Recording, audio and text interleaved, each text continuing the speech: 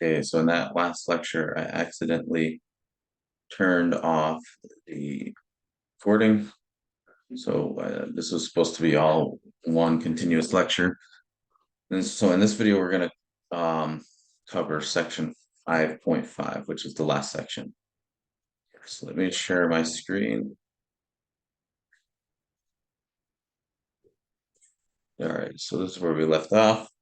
So now what we want to do is 5.5. All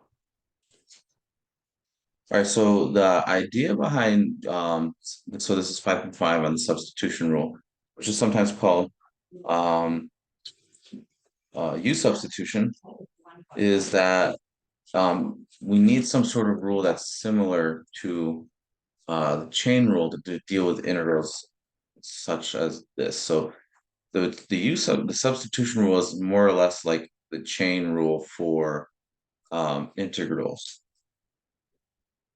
So there's this theorem. I'm not going to even bother going through it. I'm just going to go through the examples. I don't think this is really helpful to go through it, but so let's look at this example. How do we deal with this type of problem right here? So the idea is to view this right here as the derivative of some function, and then use the fact that derivatives and integrals are inverse operations of each other to kind of cancel things out. So if you know, as they say down here, if you take u to be, so we're going to do our substitution, one plus uh, 1 plus x squared, and you compute this differential, right? So remember, so recall, this is from why I went over differentials in the last video. If u is equal to, say, f of x, then the differential of u is defined as du, which is f prime of x dx. So what that means is if u is equal to x, 1 plus x squared, then du is going to be the derivative of this right here, which would be 2x times dx, right? So that's what they get here, 2x dx. But notice, so this is like, you can kind of view this as, not quite, it's not quite accurate to say that it's the derivative of a function, but it's sort of like you have the pieces of the integral are the derivative of some other pieces of the integral. So if you notice, what we found is that du is equal to 2x dx. So when you take the derivative of this inside piece here, 1 plus x squared, you get the 2x and the dx. And so you can do a substitution and rewrite the integral in terms of du. So we let u be equal to, well, first of all, let's put the pieces together. So we let u equal to this, and then found that this is du by just formally computing the differential. And then we're going to put the 2x and the dx together, like we're going to do here.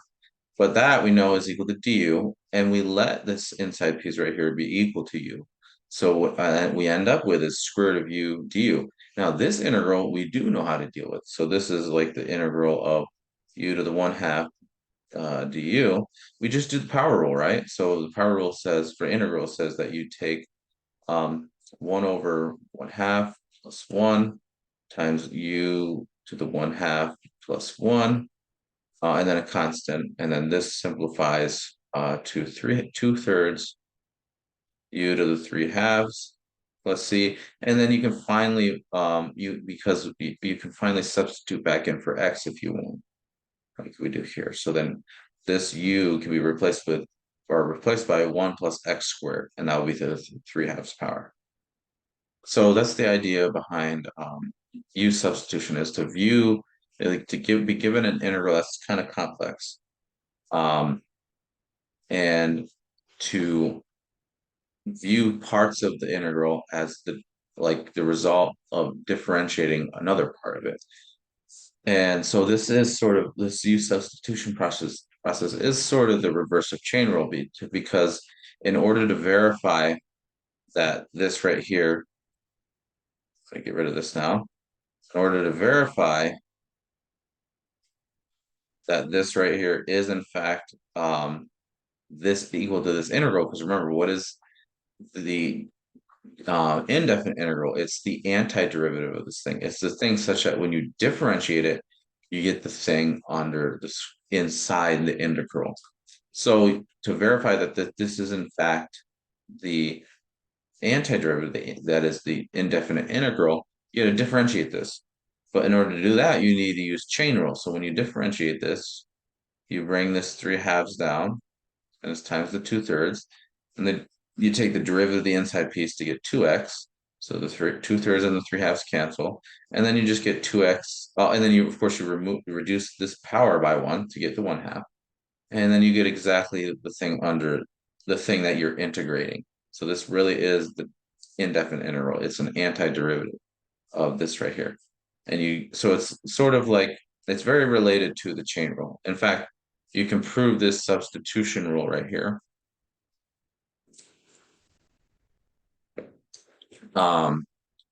Using the chain rule. You're going to use the chain rule. I'm not going to go through the proof. You can read through it if you want. But basically the idea is, well, let's read what this says. It says that if you have a differentiable function, and then you have whose range is this interval I, and then f is a continuous function on I, and you need that so that you can make sense of this composition right here. And what it says is that if you have this integral of this form right here, you can, in a sense, just kind of get rid of pieces of the g parts of the integral. And that's kind of what we saw when we did this right here. We saw that this was a composition of, so if you have f of x is equal to, I guess, square root of x, and then g is equal to x squared plus 1, then this integral right here, so now what we have is that, let's see, so g prime is 2x. So that implies that when you do f of g of x times g prime of x dx, of course you're taking the integral, you get the integral of square root of x squared plus 1.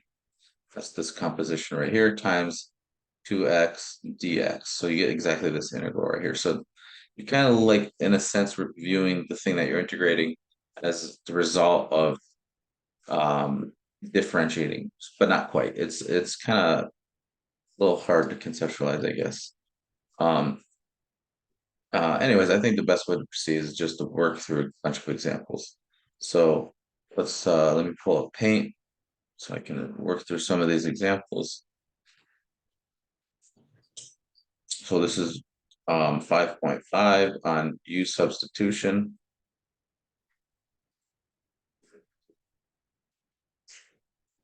So this is example 1. So what we in this, we want to find the integral of x cubed cosine of x to the 4th plus 2 dx. And so we can't really deal with this using any of the tools that we've developed so far. We do have to use the substitution. And this is really it takes some getting used to doing this substitution, to identifying what you need to let u be equal to, but it's just more or less just guessing, and then eventually you'll kind of pick up on patterns. So for this, the easiest thing to do is let u be equal to this. Maybe the only thing to do, I'm not entirely sure, but definitely the easiest thing to do is to let u be equal to this, and then now we're going to compute the differential of u, and we'll get 4x to the 3rd dx. Now we have an x to the 3rd, we have our dx, we don't have a 4, so there's a couple ways you can deal with that. You can take this integral and multiply and divide by 4, and then put things together in the right way, or you just divide this equation right here, 4. So you get like 1/4 du is equal to x to the 3rd dx. And now we're going to put our terms together and do a substitution. So it's going to be the integral of cosine x to the fourth plus 2 x to the third dx. So this is the same thing as cosine of u, because we let u be equal to x to the fourth plus 2. And then this piece right here is 1/4 du. And now we have an integral which is much easier to compute. So it's cosine of u du, and this is going to be this should be sine. So this will be sine 1/4 the sine of u. So the integral of cosine is sine, and then now we can plug in plus c, of course.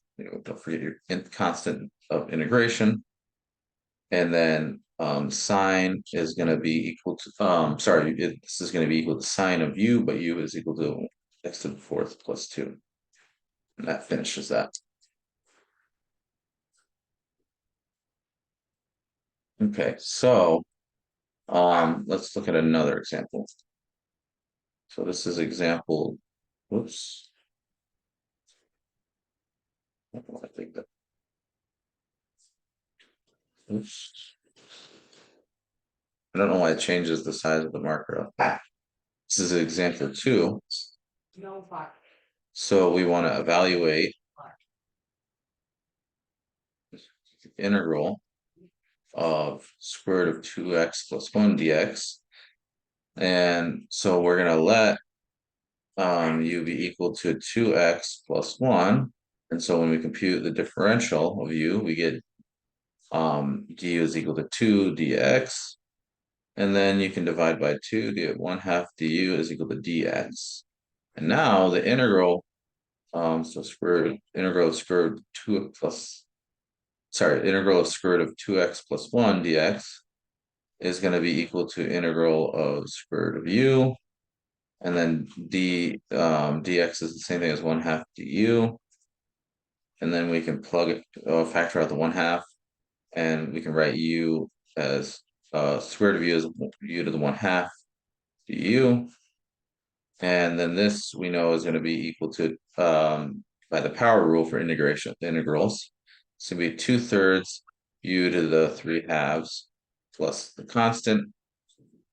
And this is going to be equal to 1/3. And now we'll plug u back in, which is 2x plus 1 to the 3x plus c.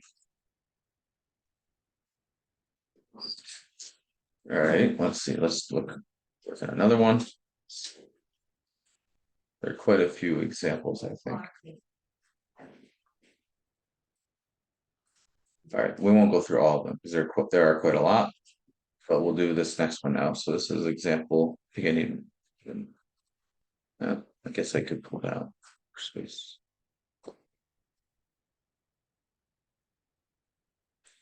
All right, so this is example 3.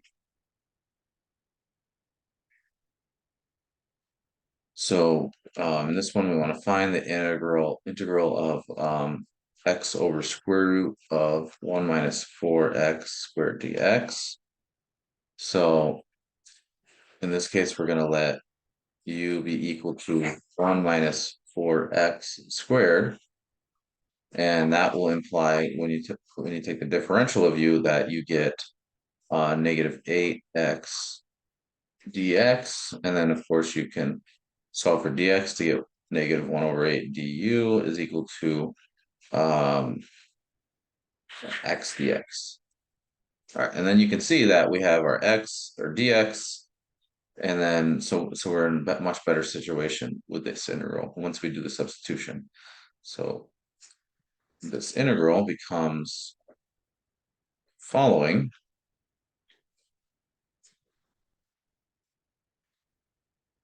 It's like times, maybe I'll write negative 1/8 du, I guess, I don't know. Anyways, the negative 1/8 can be factored out of the integral, and then this will be, we can write this as u to the negative 1/2 du, and then we just do the power rule again. So I guess I'll write that out. So it's gonna be 1 over negative 1/2 plus 1 times u to the negative 1/2 plus 1 plus your constant integration. And then when you simplify this, you get negative. Well, this, I guess I can cancel this negative because I have two. Actually, no, can't cancel the negative.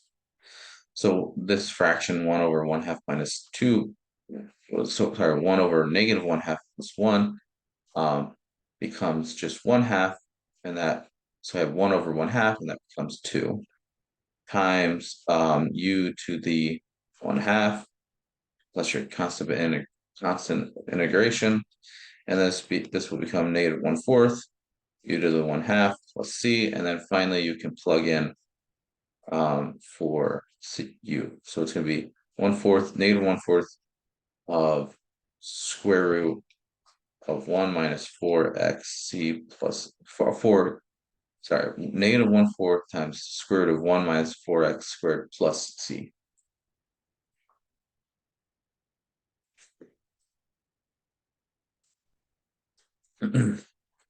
All right, let's see. So I'm gonna skip these ones. Actually, no, let me do this one here. This one's, it's a little trickier. So this is example 5. So we want to find the integral of square root of 1 minus, sorry, 1 plus x squared x to the 5th dx. So your initial gut reaction might be to say, all right, we'll just let u be equal to this thing right here, the thing under the square root. And that's going to be right. But it's not going to be completely obvious that that's the right thing to do. What we want to do is we want to we want to decompose this a little bit. And then it'll be clear how to work things. So what we're going to do is we're going to write this x to the 5th as x to the 4th times x dx. And we are going to do that substitution. So we're going to let u be equal to 1 plus x squared. And then that will imply that the differential du is equal to 2x dx. And then this is going to imply that 1/2 du is the same thing as x dx. All right, so but that's not gonna, if you just do this substitution, there's gonna be this x to the 4th piece left over, but that's not bad. What we're gonna do is we're gonna actually solve for x to the 4th also, because this right here can be solved like as follows. You get x squared is equal to u minus 1, and then you square that, you get your x to the 4th.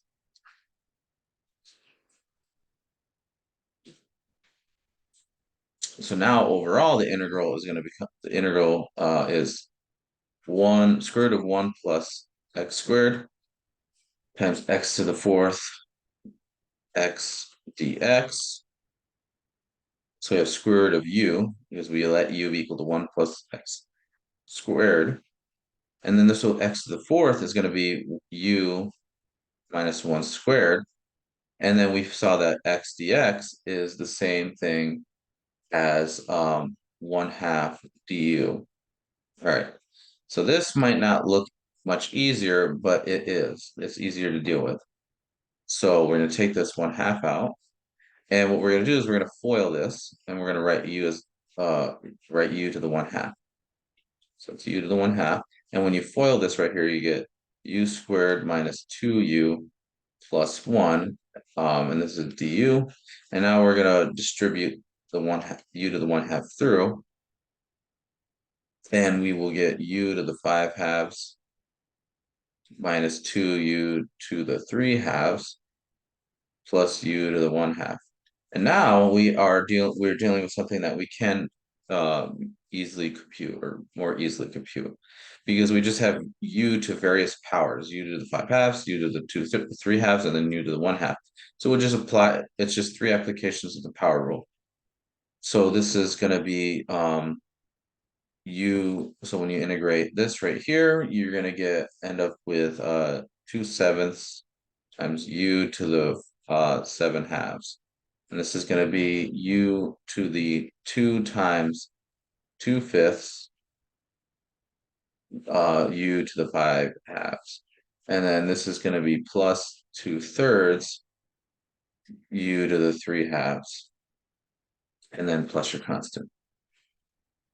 And then we can simplify a bit. So distribute the 1/2 through, so we get 1/7 u to the 7/2 minus 2/5 u to the 5/2 plus 1/3 u to the 3/2, and then plus our constant.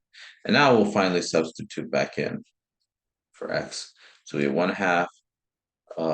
It's gonna be 1 plus x squared 7/2 minus 2/5 times x. Sorry, 1 plus x squared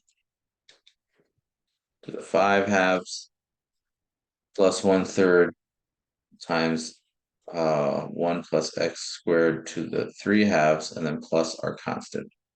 So looks quite a lot different than the integral we started with.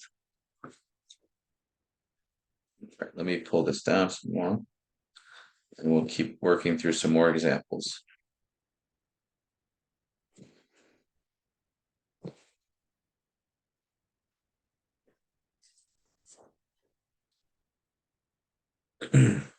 Let's see. All right, I guess we'll do example 6. So what we want to do is we want to evaluate tangent of x dx. We want to compute this integral. So it's kind of surprising that we haven't been able, I don't think we've been, well, I guess you could guess the integral. So actually maybe not. I'm thinking of derivative. I get this mixed up. So I guess it's not very obvious at all what this is equal to. It's kind of surprising that we need to use substitution to get this. So you'd think this is like something that we should know already, but it's not. So this is going to require use substitution. So we're going to write this integral as in terms of sine and cosine. So it's going to be sine x over cosine x dx. And I think there's well, I think, yeah, with the easiest substitution would just be u is equal to cosine x. Okay. And so in this case, du is going to be equal to negative sine x, which is good because we have a sine x and we have this dx. We just don't have a negative. We can just multiply both sides by -1 to get this. And now let's compute this integral and see what we end up with. So we have the integral of tangent of x dx is equal to, as we noted, integral of sine x cosine x dx. And now the sine x dx, well, first of all, the cosine is going to be u. And then we can put the sine x dx together to get negative du. And then what we're left with is negative this integral of 1 over u du. And that integral is going to be equal to the natural log of absolute value of u plus c. And then finally, we can plug in u to get ln, the negative ln cosine x plus c. If you want, you can, this coefficient can become the power for this thing right here. And so you can rewrite this as ln of absolute value of secant of x plus c. Okay, let's see. Oops.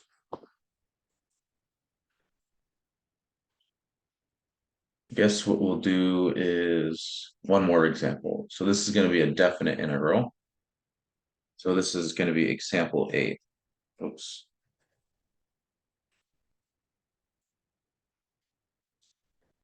All right, so what we want to do is we want to evaluate integral from 1 to 2 of dx, whoops,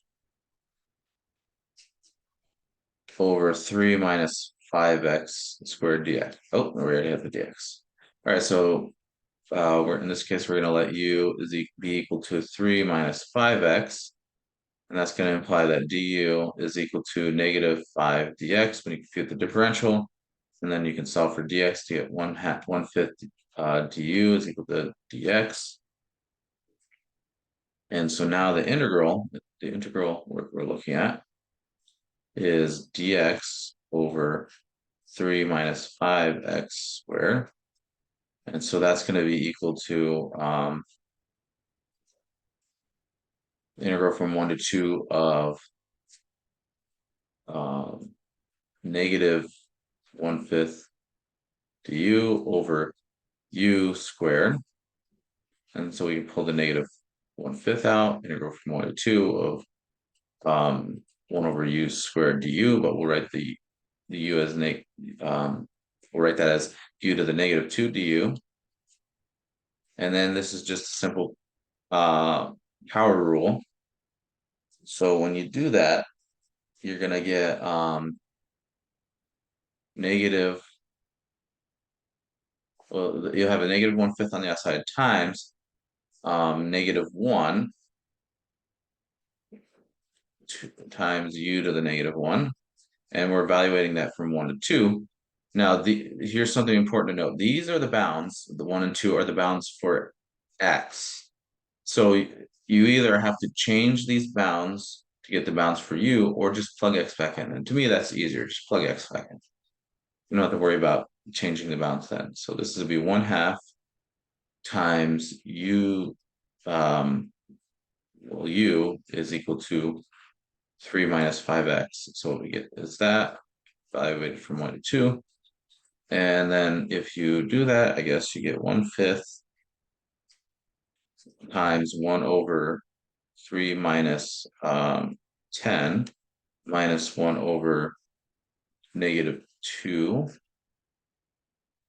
And that'll be 1/5 negative 1 over 7 plus 1/2. And then if you simplify all of that, you get 1 over 14. There's number example 9. I'm not going to go over it, but I encourage you to work through that yourself. So that's all we have, and this is actually the last lecture.